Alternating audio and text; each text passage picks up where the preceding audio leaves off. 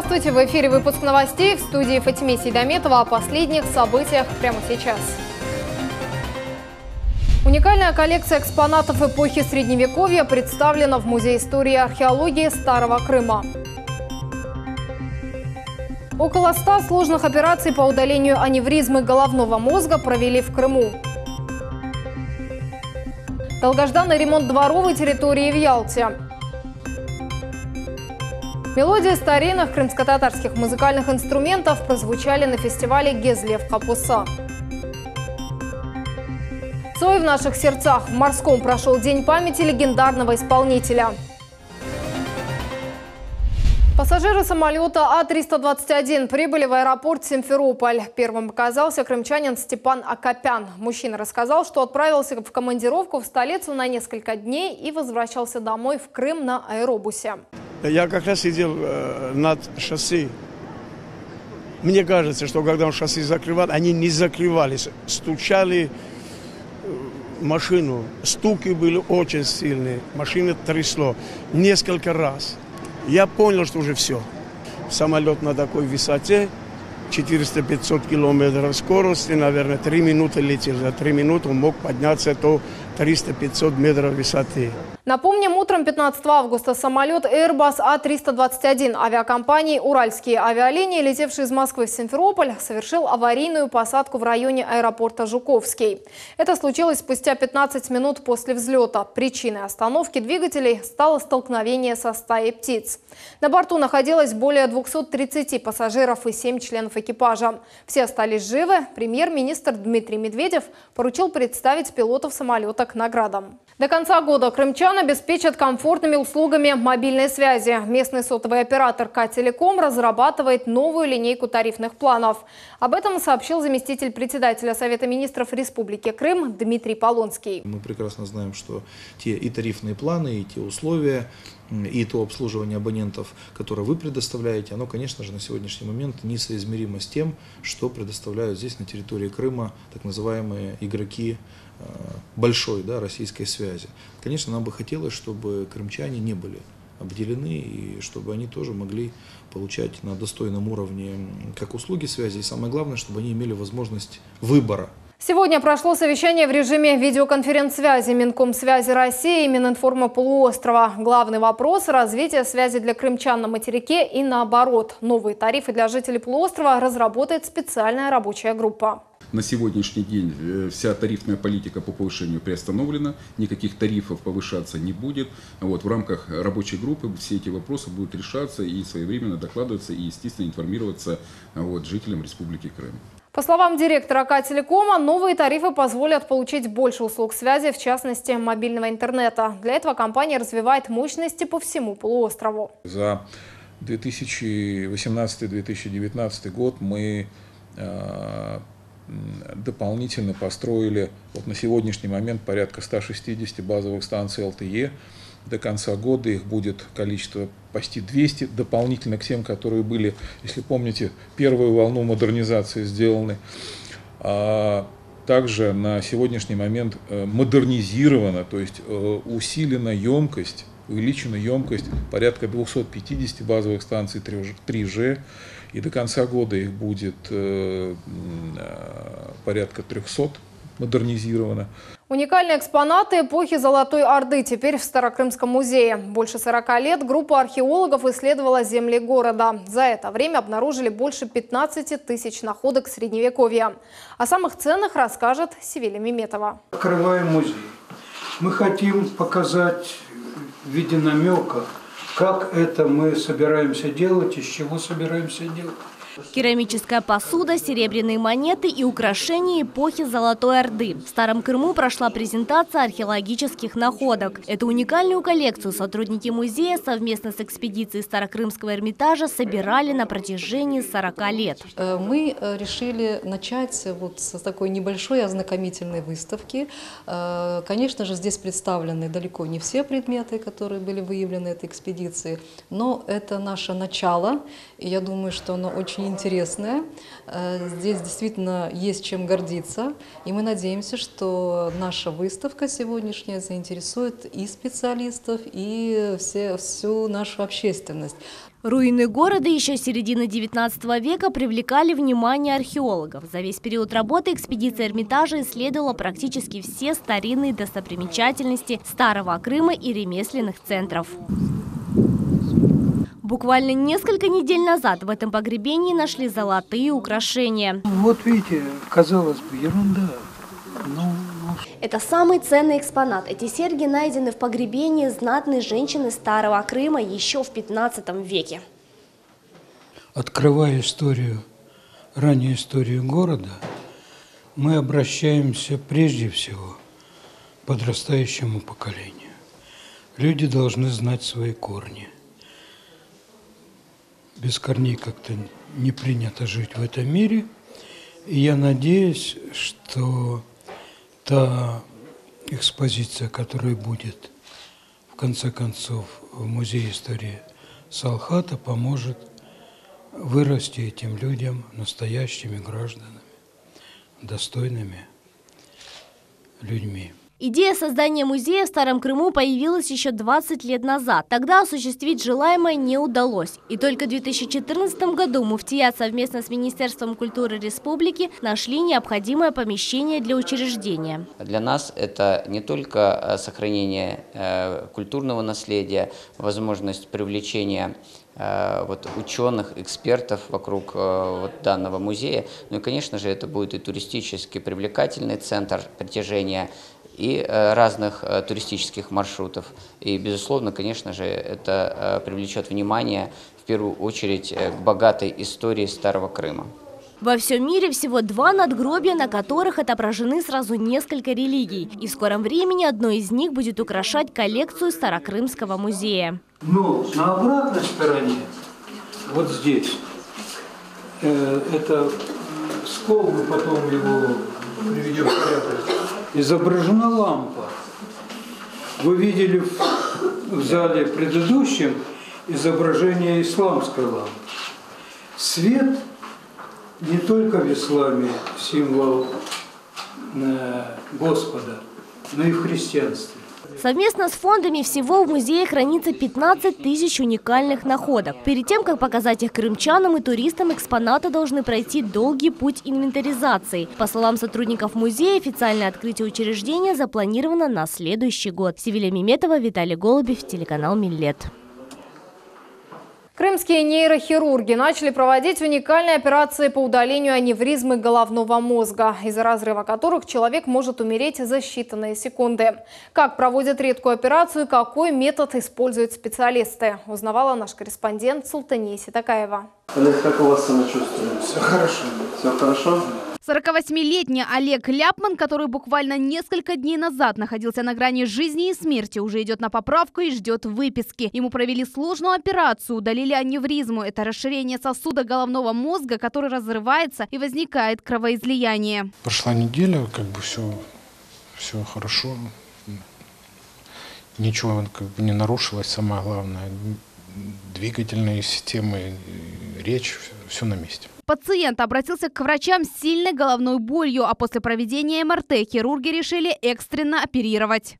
Аневризмы сосудов головного мозга можно представить как мешочек на сосуде, вырост, который растет в результате повышенного давления у пациента, каких-то анатомических особенностей сосудов головного мозга, каких-то врожденных проблем с сосудами.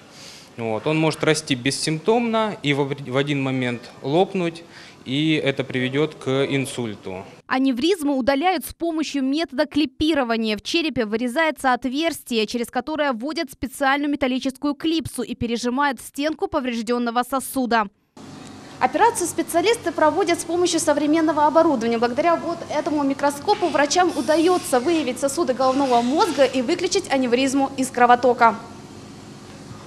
Раньше такие операции проводились лишь в лучших клиниках Москвы. Теперь это стало возможно и в Симферополе. 5 лет назад после модернизации больницы Семашко в отделении нейрохирургии появилось новое оборудование. И первое подобное вмешательство было проведено в 2017 году при участии главного нейрохирурга Минздрава России академика Владимира Крылова. Из того периода уже больше 150 оперативных вмешательств было выполнено.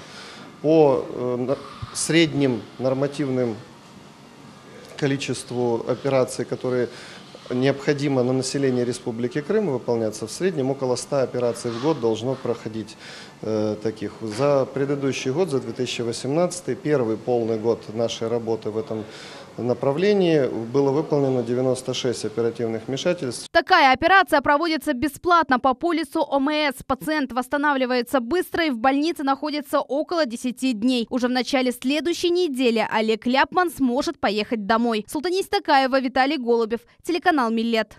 Жители одного из домов в Ялте уже 2 года в своем дворе не могут завершить работы по благоустройству. Контракт с предыдущим подрядчиком был разорван из-за невыполнения обязательств. На какой стадии ремонт дворовой территории, разбирался наш корреспондент Руслан Минаев. Асфальтоукладчики стелят дорожное полотно. По улице Свердлова в Ялте началось долгожданное благоустройство двора. Анна живет по этому адресу всю жизнь. Вспоминает, 2 года назад в этом дворе уже начинали ремонтные работы. Тогда подрядчики обещали обустроить дворовую территорию, но пропали, едва начав работу. 2 года назад мы очень были рады тому, что будет производиться ремонт дороги, но по итогу все это закончилось очень быстро. И вот все, что они натворили здесь, сняли дорогу, все-таки осталось 2 года уже. Перед подъездом нет ни тротуаров, ни крылец. Также жильцов дома волнует небезопасный перекресток, который соединяет двор с проезжей частью. У меня вот 3 детей, я многодетная мама. Очень интересует лично меня вопрос по поводу нашего вот этого перекрестка ужасного. Там бы, если бы положили бы хотя бы лежачий полицейский, потому что знак, он никого не останавливает. По этому вопросу местные парламентарии обратились с инициативой в Министерство ЖКХ. Город нас полностью поддержал в этой части. Наша задача была максимально в короткий срок привести эту территорию в порядок, для того, чтобы люди могли нормально вокруг своего дома хотя бы перемещаться и не травмироваться. В ведомстве жилищно-коммунального хозяйства республики общие работы по благоустройству оценили в 6 миллионов рублей и приступили к работе. Деньги выделены, деньги профинансированы подрядчику в объеме тех выполнений, которые предусмотрены. В принципе, никаких проблем нет, опасений нет. Мы с жителями на контакте постоянном, потому что они переживают, и мы понимаем их переживания. Как обещают в Министерстве ЖКХ, благоустройство этого района закончится в сентябре. Оно будет включать дорожное полотно, бордюры, освещение и новую детскую площадку. Руслан Минаев, Виталий Голубев, телеканал «Миллет». Изъяли почти 230 кустов конопли и пакет с марихуаной. В селе Живописном Симферопольского района полицейские ликвидировали подпольную лабораторию по культивированию конопли. Мужчина заказал в интернете семена индийской конопли и выращивал ее на своем участке в теплицах. Даже специально оборудовал тепловые шкафы и гараж, провел там вентиляцию и оросительные системы. Периодически проводил биологическую подкормку растений, удобрял их, чтобы те не сохли. Теперь крымчанин задержан и находится под стражей. В результате оперативно-розыскных мероприятий подозреваемый был задержан нашими сотрудниками. Возбуждено уголовное дело по признакам преступления, предусмотренного частью 2 статьи 231 Уголовного кодекса Российской Федерации.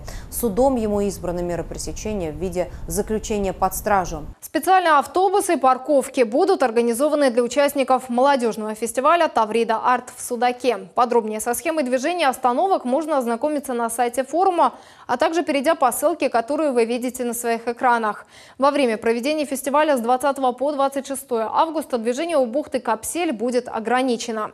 Напомним, на одной площадке соберутся представители разных направлений современного искусства, от режиссеров и поэтов до юмористов и скульпторов. В Евпатории стартовал фестиваль крымско-татарской культуры «Гезлев Капуса». В течение 3 дней зрителей будут знакомить с культурой и бытом крымских татар. О событиях первого дня расскажет наш корреспондент Руслан Минаев. Открытие фестиваля крымско-татарской культуры «Гезлев Капусы» в Евпатории началось с национальной борьбы куреш. На пляже более 80 участников со всего Крыма определят сильнейшего в 10 весовых категориях.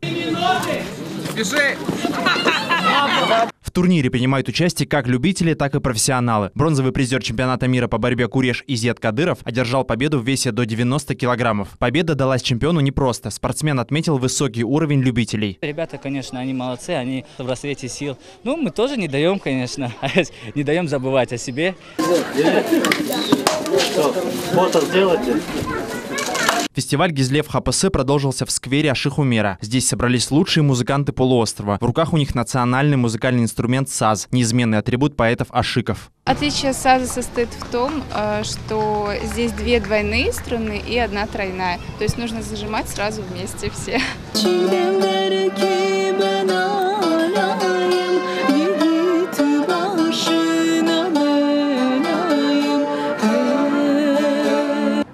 Изготовление саза очень длительный и трудоемкий процесс. Древесину, из которой делают этот музыкальный инструмент, сушат в течение нескольких лет, используя при этом разные породы деревьев. Ашик Умер, чьим именем назван сквер, легендарный поэт Ашик, что в переводе значит «влюбленный поэт». Благодаря своему таланту стихотворения и владения сазом был известен на весь мир. Поэзия ашиков – особый вид творчества, где лирические строки о любви исполняются под звуки саза, отчего этот вид литературного творчества называют еще поэзией саза.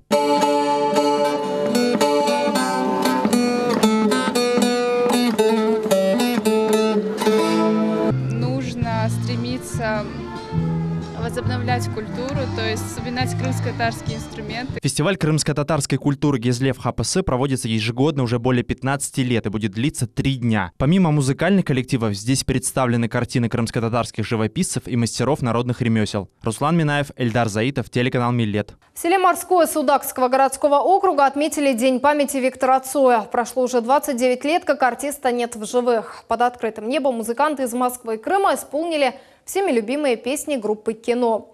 Среди солистов были даже те, кто был знаком с Цоем. Об атмосфере мероприятия расскажет Мухаммед Зикиряев. Я объявляю свой город безъядерной зоной. Я объявляю свой... На легендарное место в село Морское, где создавалась группа «Кино», приехали люди со всей России послушать знаменитые всем известные песни Виктора Цоя. Поездам не сойти с рельсов, самолетом не сбиться с курса. На вершинах гор, возле пляжа и даже на мосту места хватает не всем. За творчеством местных и приезжих музыкантов наблюдает вся Россия. Анастасия вместе с семьей приехала из Белгорода. Я была маленькая, 11 лет, когда ехала на море также, и в этот день погиб Виктор Цой. Я как бы немножко чувствую это, поэтому очень приятно, что мы попали сюда и отдыхаем здесь, именно в том месте, где зарождалось кино. Именно на этом месте, в поселке Морском, в далеких 80-х, зародилась группа «Кино». На месте, где сейчас установлен вот этот памятник в форме гитары, отдыхал Виктор Цой. Российский композитор, его песни поют известные артисты Алла Пугачева, Киркоров, Салтыкова. Олег Молчанов знаком лично с Виктором Цоем. Сегодня вместе с актрисой российского кинематографа и главной героиней сериала «Мухтар» Аллой Ковнер выступают на сцене в поселке Морское. Я работал в 80-х годах, у меня была группа «Миссия» тогда, и мы записывались на студии Валерия Леонтьева в Москве. И там Виктор Цой записывал последние альбомы. И вот мы вместе пересекались, и меня удивило, что он записывал песни сидя. Сидит вроде спокойный, такой вялый, а на выходе выходила энергия и мощь. Группа под названием «Миссия любви», которую они вместе создали, уже в 3-й раз приезжает в Судак. Ну, это такое, можно сказать, народное творчество, ближе к року. Но я думаю, что Вите бы очень понравилось. Концерт закончился поздно ночью. Артисты пообещали, что в следующий раз в город Судак приедут на день рождения Виктора Цоя. Мухаммед Зикиряев, Рафаэль Вахидов, телеканал Миллет. Это все новости на сегодня. В студии для вас работала Фатиме Сейдаметова. Всего доброго.